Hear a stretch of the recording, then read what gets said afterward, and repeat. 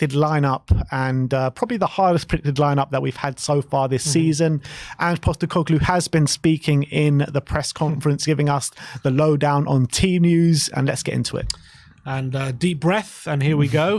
Van de Ven is out until the new year with a hamstring injury, which he picked up on Monday night, so that was a massive blow.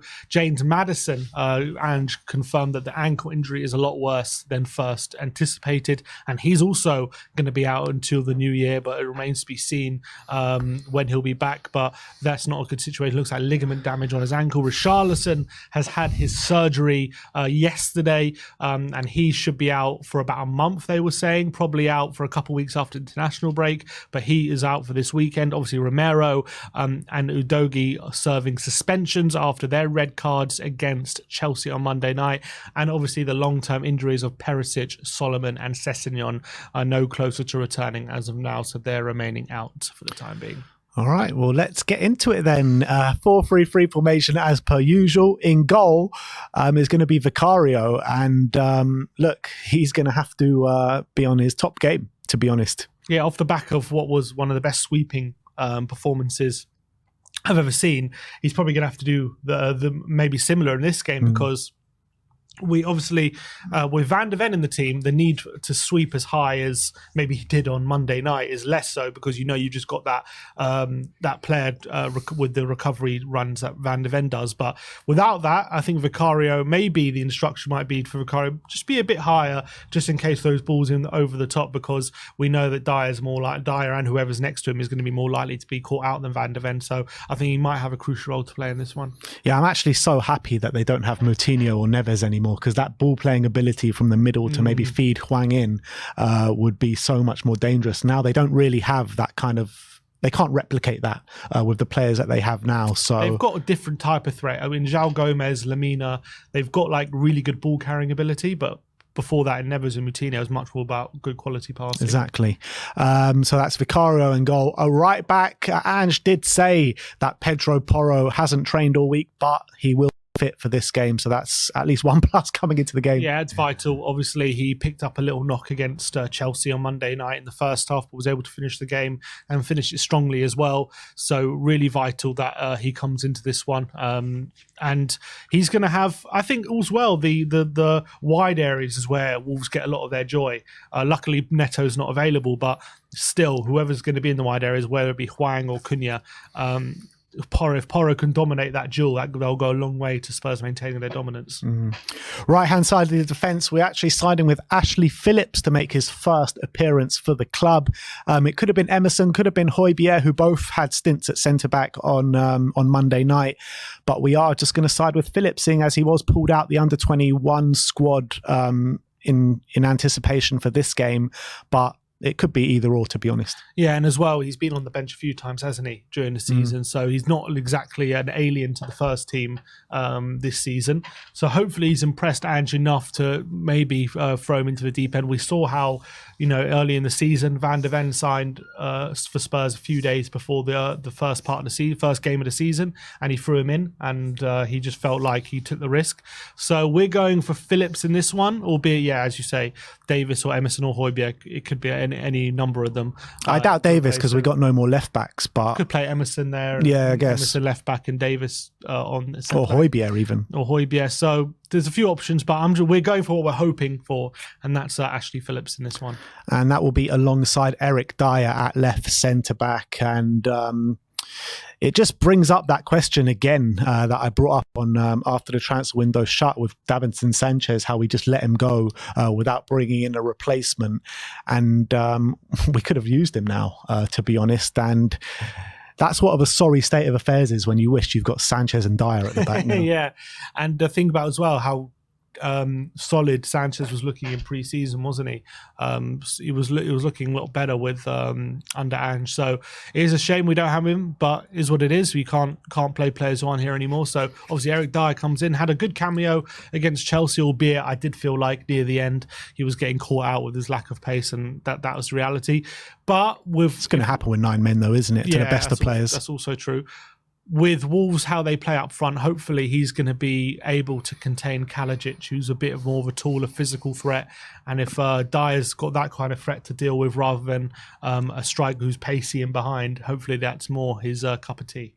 And then to make up that back line on the left-hand side, we are going to put Ben Davies in there. Ange Postecoglou did say in his press conference that he is back from returning from injury. So that's another plus for Spurs.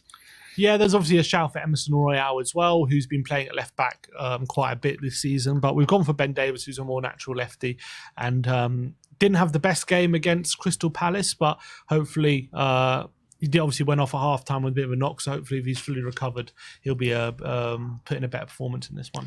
Well, let's run through that decimated backline with you guys one more time. It's Vicario in goal, Pedro Porro right back, Ben Davies left back, with Ashley Phillips and Eric Dyer in the middle of defence. I mean, that is literally only one survivor in that back four. Mm-hmm. That's mad. It's crazy how much can change in the space of a week. But let's move on to the midfield, and in number 6 position will be Yves Bissouma. And we were talking about in the preview how vital it was for us to get the ball, and he's going to be vital to that. Yeah, and Wolves actually have a very aggressive and physical midfield with Lamina, João Gomez, Bellegarde as well in that midfield. So he's definitely going to have his work cut out of him to dominate it. But if we can do that and he can, keep possession like he has been at times this season, that can go a long way just to make sure Spurs dominate and keep Wolves out of possession and stop the turnovers. And he could be crucial to breaking them down as well with his ball carrying ability. I don't think he's kind of been as good maybe since that red card as he was before it, but hopefully it's just a matter of time before his form starts to return. It's only been one game, hasn't it, since the red Palace card? Palace and Chelsea. Yeah. All right. And then in the middle, we're going to go for Pape Matar Sarr, who's obviously on really good form at the moment, and another player who's going to be extremely vital. Yeah, and his physicality will be crucial. I thought we had a really good game as well against Chelsea and against Palace. So definitely his form has been on the upturn recently. So definitely no reason not to start him. So as well, when it comes to battling that physical midfield Wolves have, he's going to be crucial. Yeah, and then to make up that midfield 3 in replacement for James Maddison will be Giovanni Lo Celso. I mean, there are a couple of options. We could move Kulusevski into the middle, potentially even Brian Hill could go on the wing, but we do think Lo Celso will start this game, because if he doesn't start this game, when's he ever going to start? Yeah, that's my position. If you're not going to play Lo Celso in this situation, what's the point? Why did you keep him? What's the point of him still being here? For cover to the cover. There didn't seem a point. If the only reason for me he's here is just to cover Maddison if he's injured, and now here's his chance. So I think we should put him in. Obviously, Ange has turned to Højbjerg off the bench in that position most of the time this season. So there is an argument to say he will play Højbjerg, but I think most of the time it's been when we're losing, when we're winning, and to see out games. I can't remember too many times where we've been losing and he's taken off Maddison for Højbjerg. Maybe Liverpool? Sheffield United? Did he do it in Sheffield United? Maybe Sheffield. I don't think, did he take Maddison for him? I can't remember. Because he moved Kulu into the middle at Sheffield United, didn't he? Yeah. He did move Kulu into the middle. I can't remember. I think, didn't we finish the game with Kulu and Maddison in the middle, I think, in that Potentially. game? So whether he puts Højbjerg or Bentancur or even potentially into an attacking midfield position, I just feel like it's unnecessary to do. I think if you've got an attacking midfield already there with the creativity, I know Højbjerg has been playing well, so you might argue he deserves a start right now, but that's just not his position. I want an attacking player in that position. Unless he's thinking you put Højbjerg in the 6 and maybe move Bissouma there. But again, I would rather just have a creative attacking player there. So we're putting Lo Celso in from the start. And it's a big opportunity for him because hasn't really shined in his cameos so far this season, even though he had a good preseason. So big opportunity for him. In terms of that though, is that what you want to see? Or would you prefer, for me, I think I would probably prefer to see Kulusevski move into the middle and then Brian Hill out wide. I'd prefer Lo Celso because he's a more natural central player. He's played there for Argentina. We see what he can do. He played there in pre-season. And I think I'd rather him there. I'd rather see Lo Celso there and Kulusevski keep his place on the right. I think that would give us a bit more creativity, in my opinion. So that's what I'd rather see if it was up to me. Yeah, I'll probably see the other way with Kulusevski moving into the middle and maybe Brennan Johnson on the right and Brian Hill on the left. I'd probably do that if I was the manager, but this is what we think will happen, and that's Bissouma Sarr and Lo Celso in the middle three. On the right-hand side is Dejan Kulusevski. Yeah, of course. Such a hard worker.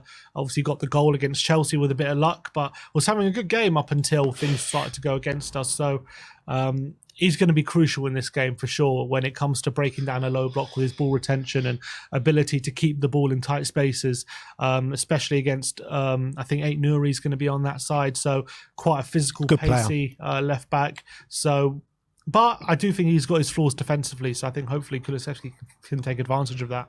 Obviously, in the number 9 will be the captain, Heung-min Son, and we're going to need him to be at his clinical best this weekend, aren't we?